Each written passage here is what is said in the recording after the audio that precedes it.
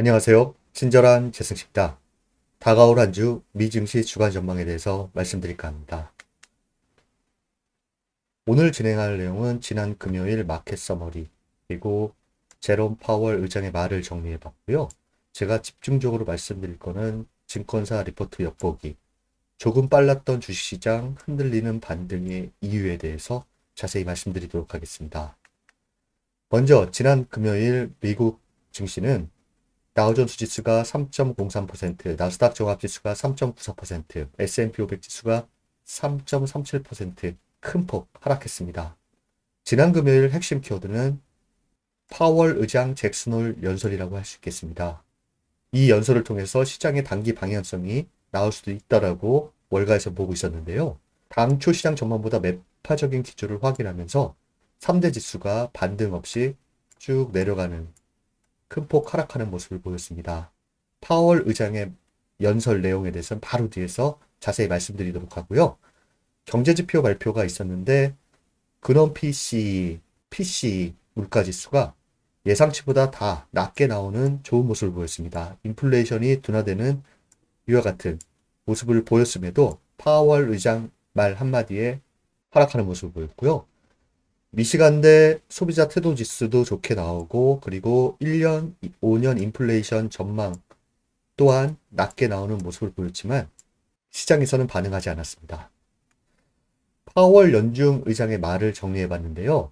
당분간 금리가 높은 수준에서 유지될 것을 시사했다. 이렇게 요약할 수 있겠습니다. 내 발언은 짧고 초점은 좁고 메시지는 더 직접적일 것이다. FMC의 목표는 인플레이션을 목표치인 2%로 낮추는 것이다. 이 말을 했어요. 8분가량에 상당히 짧게 했는데 논란의 소지가 없게 요약해서 말한 것이 일반적인 월가의 시각입니다. 물가 안정을 회복하려면 당분간 제약적인 정책 기조를 유지할 것이다. 역사적인 기록은 너무 일찍 완화하는 것에 대해 강하게 경고하고 있다. 높은 금리는 많은 가게와 기업에도 고통을 줄 수 있지만 물가를 안정시키지 못하면 더 큰 문제가 생길 수 있다. 인플레를 낮추기 위해서는 약한 성장세가 지속되는 기간이 필요하다. 7월 인플레 완화를 환영한다. 한 달 동안의 개선으로 인플레이션이 하락하고 있다고 확신하기에는 불충분하다. 이런 얘기를 했고요. 이제 통화정책회의 사이의 기간의 절반 지났다. 9월 금리 결정은 입수되는 전체 지표와 전망의 변화에 달려있다.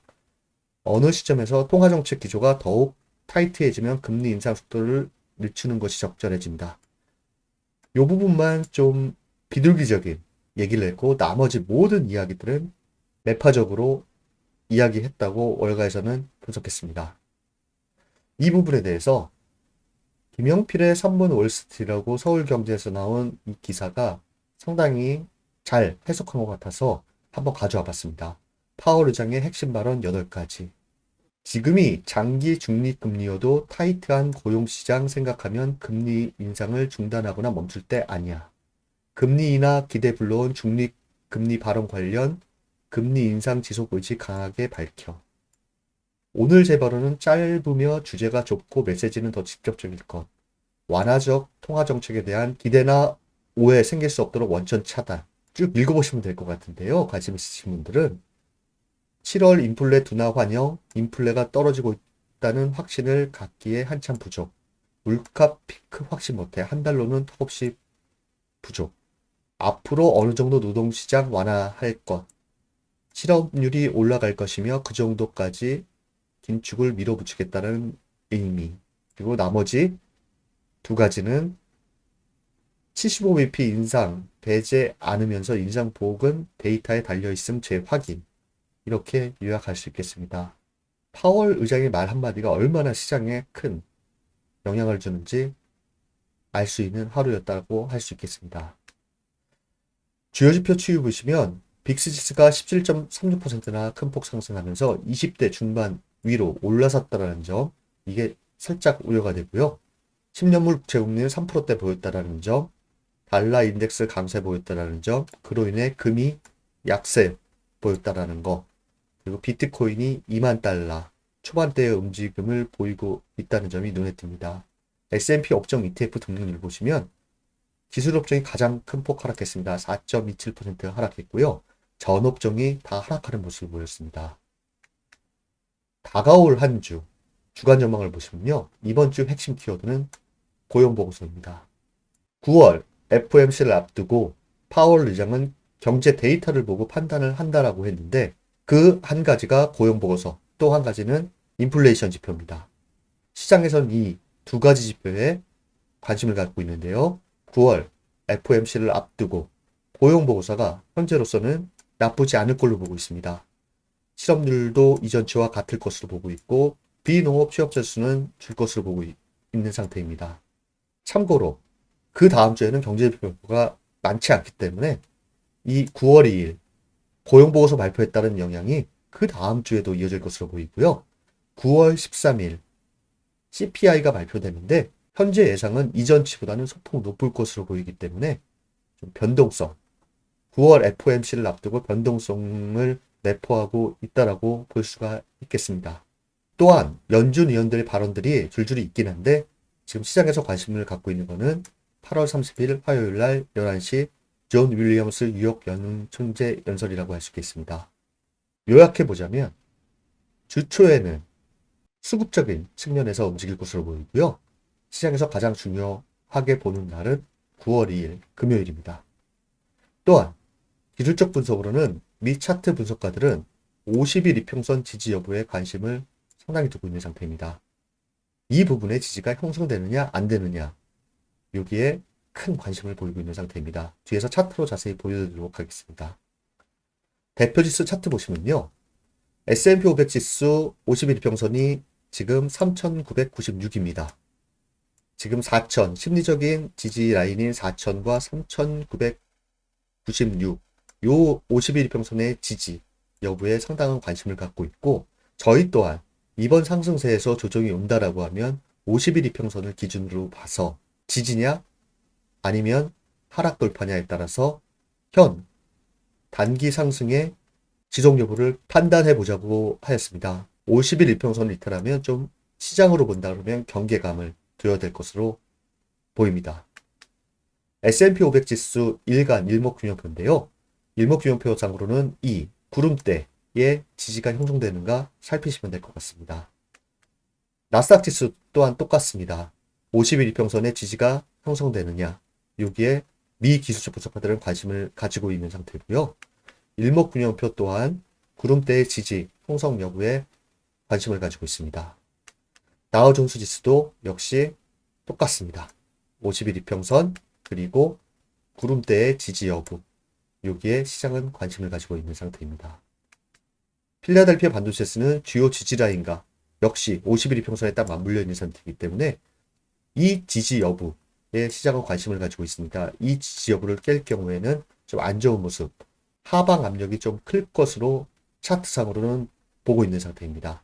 그 다음은 시장에서 주목하는 것들 말씀드리도록 하겠습니다. 먼저 패드 금리 모니터링 도구는요.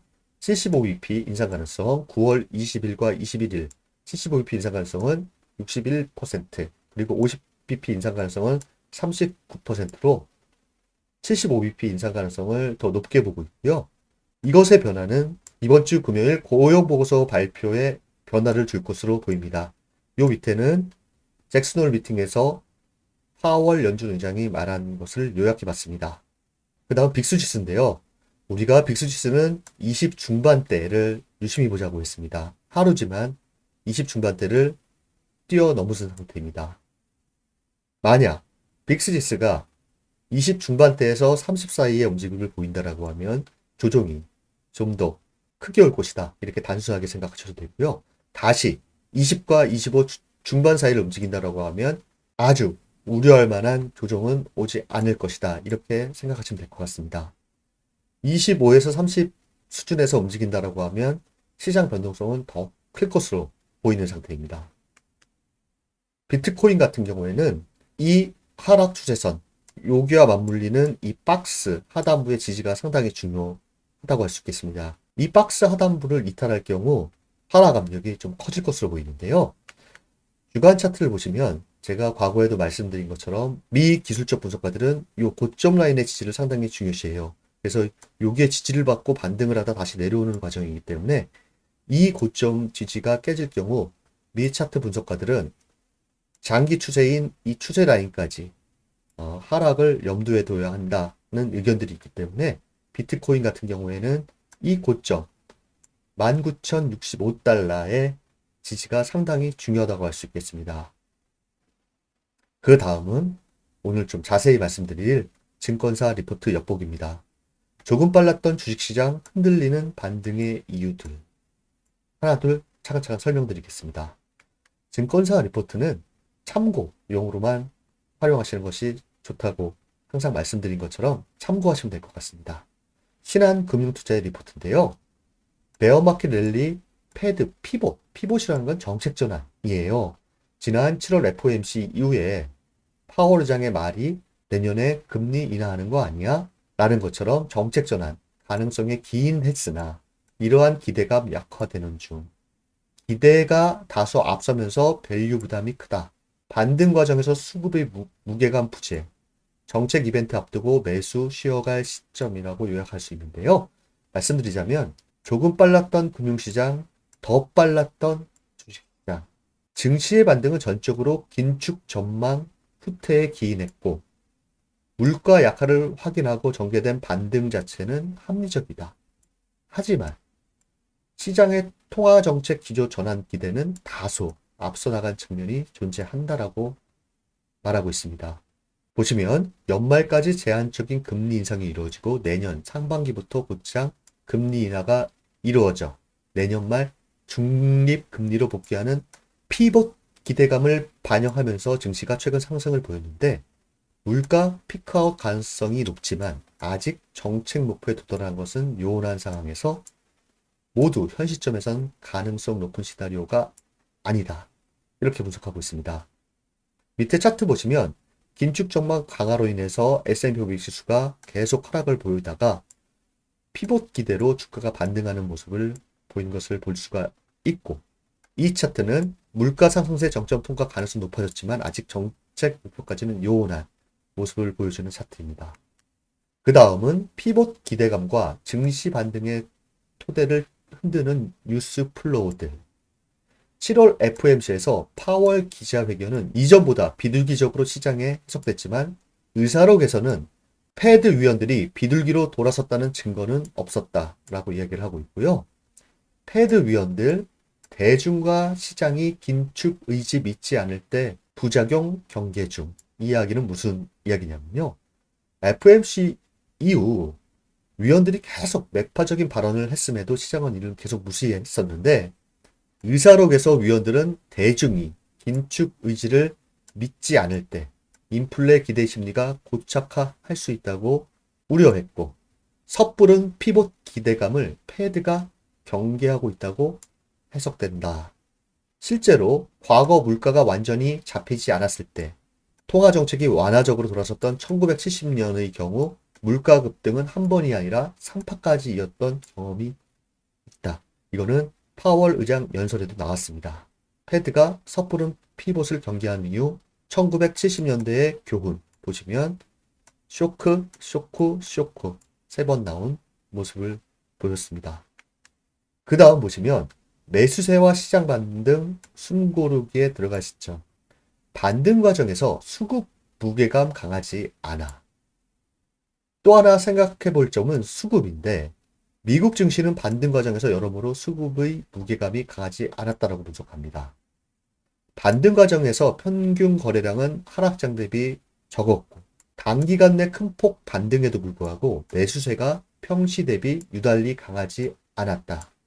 매도세가 쉬어갔던 느낌이 더욱 강하게 든다라고 분석을 하고 있습니다. 밑에 보시면 유의미한 수급 유입은 없었고 거래량도 부진했다. 미국에서도 거래량 없는 상승에 대해서 좀 의구심을 많이 갖고 있는 월가의 시각들도 있었는데요. 반등 과정에서 매수세가 강했다기보다는 매도세가 쉬어간 느낌이 강했다라고 분석하고 있습니다. 추가적인 매수 여력이 제약된다면 시장이 악재소화하는 과정에서 지지력이 약할 수도 있다. 이렇게 이야기하고요. 시장 반등 숨고르기 국면이다.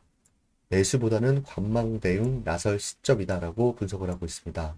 그간의 반등의 토대가 되어온 통화정책 전환 기대감이 약화되고 있음을 시사하고 있고, 반등 과정에서 매수 수급 무게감이 크지 않았다는 점을 감안하면 지금은 매수세와 매도세 간 공수교대가 이루어질 수 있는 시점이다. 시장 반등은 숨고르기 단계로 진입했다. 매수 대응보다는 관망 차원의 시장 대응에 나설 시점이다라고 리포트에서 보고 있습니다. 또한 되돌림 나타나는 과정에서 실적 없이 자율반등한 중소형주, 낙폭과대주 타격이 클 수 있으니 유의하라는 이야기를 하고 있습니다. 되돌림이 나타나면서 실적 모멘텀도 없는데 덩달아 올랐던 중소형주와 낙폭과대주의 타격이 클 수가 있으니 유의하고, 변동성 확대 과정에서 실적이 다시 주가의 변별력을 결정할 전망이다. 이와 같이 이야기하고 있습니다. 상당히 잘 분석된 리포트라 생각되고요. 참고하시면 될 것 같습니다. 파월 의장의 매파적인 기조 발언으로 인해서 3대 지수가 지난 금요일 큰 폭하락했습니다. 주초에는 특별한 발표가 없는 가운데 그 여진이 아직 남아있는가와 단기간 큰 폭 하락에 따른 기술적 반등이 나올 것인지 시장을 주목하고 있고요. 그 과정에서 기술적으로는 50일 이평선의 지지 여부에 미국에서는 집중 관심을 가지고 있는 상태입니다. 이번 주는 연준 의사의 말, 그리고 가장 중요한 고용보고서 발표인데요. 현재 예상하는 것은 아직도 고용시장이 견조하다로 나올 것으로 보이기 때문에 9월 FOMC를 앞두고 시장은 변동성이 좀 있을 것으로 보입니다. 또한 13일 발표될 CPI가 현재로서 이전치보다 소폭 높게 나올 것으로 예상되고 있는데요. 그게 예상치와 같이 나온다라고 하면 9월 FOMC에서 75bp 인상 가능성이 더욱 확고하게 대두될 것으로 보이는 9월의 전반적인 모습이 아닐까 생각됩니다. 현재 월가에서는 9월 FOMC 이전까지는 변동성을 좀 내포할 것이다 라는 것이 일반적인 시각입니다. 이번 한 주도 잘 대응하시고요. 여러분들을 응원합니다. 저는 화요일 오전 라이브 시황을 통해서 좀 더 투자에 도움이 될 만한 자료를 가지고 여러분들을 찾아뵙도록 하겠습니다. 감사합니다.